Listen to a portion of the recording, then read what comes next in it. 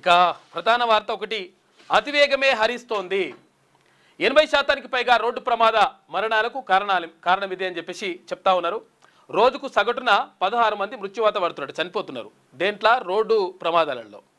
వాహనం వేగం 65 కిలోమీటర్లు దాటితే గంటకు 65 కిలోమీటర్లు దాటితే ఇది ప్రమాదాలకు ఆస్కారం అవుతా ఉంది. కాబట్టి ఇది ఎట్టి పరిస్థితుల్లో ఇట్లా దాటడానికి వీల్లేదు అంటే ఇష్టం వచ్చినట్టుగా పోతారు. ఎందుకంటే అది ఉన్నది కానీ రుయ్య రుయ్య అంటారు.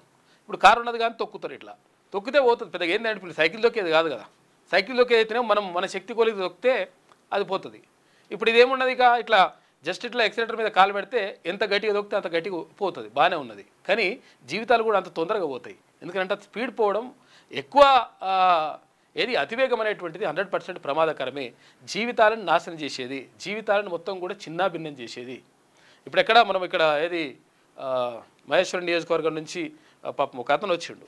కుటుంబం మొత్తం వికలాంగులు అయిపోయారు, దారుణమైన పరిస్థితిలో ఉన్నారు. వాళ్ళ కుటుంబాన్ని తీర్మానములున్న కొంతవరకు ఆదుకున్నాడు, అంటే వాళ్ళకి ఆటో ఇప్పించి అవన్నీ చేసిండు. అయితే నేను ఏమంటున్నంటే అసలు యాక్చువల్గా ఇవన్నీ జరగడానికి కారణం ఏంటి అంటే అతివేగంగా వెళ్ళడం, లేకపోతే మందు దాగి బండి నడపడం, మందు దాగి కారు నడపడం, తర్వాత దాంతోపాటు ట్రాఫిక్ నిబంధనలు సరిగా పాటించరు ఎవరు. తర్వాత సీట్ బెల్ట్ పెట్టుకోరంటే పెట్టుకోరు, లేకపోతే హెల్మెట్ పెట్టుకోరంటే పెట్టుకోరు. ఇవన్నీ లేకుండా చేయడంతో ఎక్కువ ప్రమాదాలు జరుగుతున్నాయి. ఇందులో అత్యధికంగా ప్రమాదాలు దేంతో జరుగుతున్నాయి అంటే ప్రధానంగా స్పీడు. ఇక ఇష్టం వచ్చిన స్పీడ్ పోతారు, ఇక దానికి చేతులు ఉండదు. ఇక ఎందుకంటే ఈ స్పోర్ట్స్ బైకులు కొనిస్తున్నారు చాలామంది. అంటే దాని ఏమంటారు, ప్రముఖుల పిల్లలు చాలామంది కూడా ఈ స్పోర్ట్స్ బైకులు కొనియడం వల్ల అతివేగంతో మొత్తం ఇష్టం వచ్చినట్టుగా పోవడం వల్ల చాలామంది చనిపోయినారు. అక్కడ మంత్రి కోమటిరెడ్డి వెంకటరెడ్డి వాళ్ళ కుమారుడు కూడా చనిపోయాడు. ఆయన చాలా పాపం బాధపడతాడు ఆ విషయంలో. ఎందుకంటే ఈ అతివేగం అనేటువంటిది చాలా ప్రమాదకరం. కోట శ్రీనివాసరావు వాళ్ళ కొడుకు చనిపోయాడు. ఇట్లా చాలామంది కూడా ఈ ప్రమాదాల్లో చనిపోతూ ఉన్నారు. ఈ అతివేగం అనేటువంటిది అది మంచిది కాదు. ఎందుకంటే తొక్కితే పెద్ద విషయం ఏం కాదు, నువ్వేదో పెద్ద గొప్పమైనట్టు తురుమైనట్టు ఇట్లా తొక్కితే పోతుంది అది. దానికి ఇక నేనేదో చేసినా అని చెప్పేసి ఇట్లా ఉరుకుతూ ఉంటారు. లాస్ట్కి వస్తే ఇట్లా ప్రమాదాలు జరుగుతూ ఉంటాయి. కాబట్టి నిదానమే ప్రధానం అని చెప్పేసి పెద్దలు చెప్పినారు. కాబట్టి దాన్ని నిదానంగా పోవడం నేర్చుకుంటే మంచిగా ఉంటుంది. 65 కిలోమీటర్లు దాటితే గ్యారంటీగా మన చేతులు ఉండదంట లెక్క. కాబట్టి అది ఇష్టం వచ్చినట్టుగా పోతుంటారు. ఈ ఔటర్ రింగ్ రోడ్ అయితే ఇప్పుడు దాంట్లో 120 కిలోమీటర్లు ఉన్నట్టుంది, అదొకటి నడుస్తున్నది. తర్వాత ఇష్టం వచ్చినట్టుగా హైవేలలో కానీ మామూలు రోడ్లలో కూడా పోతారు. ఏమంటే స్పీడ్ పోవడం అనేటువంటిది గొప్ప ఫీల్ అవుతుంటారు కొంతమంది. దానివల్ల నష్టం జరుగుతుంది. కుటుంబాలు ఒక్కసారి కూడా మొత్తం జీవితాలు మొత్తం కూడా ఛిద్రమైపోతాయి, ఒక్కసారి మారిపోతాయి. మొత్తం కథంతా లెక్కంతా మారిపోతుంది. రాష్ట్రంలో జరుగుతున్న రోడ్డు ప్రమాదాల్లో అత్యధిక మంది ఎలా మరణిస్తున్నారో తెలుసా? తాగి వాహనం నడపడం వల్ల కాదు, ఇతరుల వాహనాలు ఢీకొట్టడంతోనూ కాదు, కేవలం అతివేగం కారణంగానే. ఉదాహరణకు ఎన్సీఆర్బీ గణాంకాల ప్రకారం రాష్ట్రంలో 2022లో జరిగిన 21,619 ప్రమాదాల్లో 7,559 మంది మరణించారు. వీటిలో 18,395 ఘటనల్లో అతివేగమే 6,592 మంది ప్రాణాలు తీసింది. అంటే మృతుల్లో 87.2% మంది ఈ కారణాలతోనే చనిపోయారు. ఆ ఒక్క ఏడాదిలోనే కాదు, ఏటా రోడ్డు ప్రమాదాల్లో 80% పైగా అలాంటి మరణాలే సంభవిస్తుండడం ఆందోళనకరం. ఇలాంటి మరణాలే సంభవిస్తున్నాయంట, ఇది ఆందోళనకరం. కాబట్టి ఇష్టం వచ్చిన స్పీడ్ పోతే పెద్ద దానిమంటారు అదేం కాదు.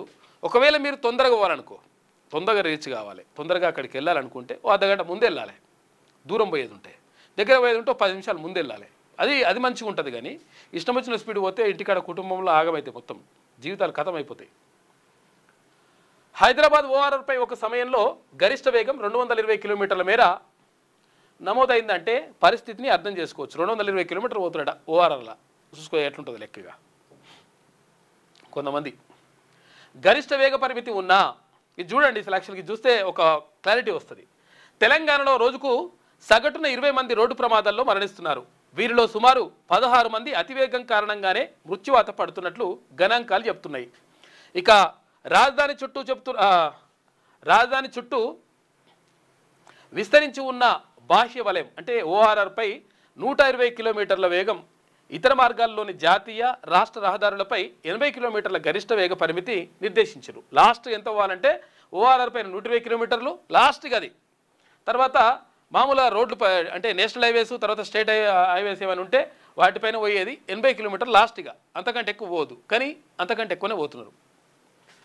గరిష్ట వేగ పరిమితిని నిర్దేశించారు. అయితే సాఫీగా సాగుతున్న సమయంలో 100 కిలోమీటర్ల వేగంతో ప్రయాణిస్తున్నా డ్రైవర్కు ఇబ్బందిగా అనిపించడం లేదు. కానీ ఆకస్మికంగా నియంత్రించాల్సిన పరిస్థితి ఏర్పడినప్పుడు అదుపు చేయలేకపోతుండడం ప్రమాదాలకు కారణమవుతున్నది.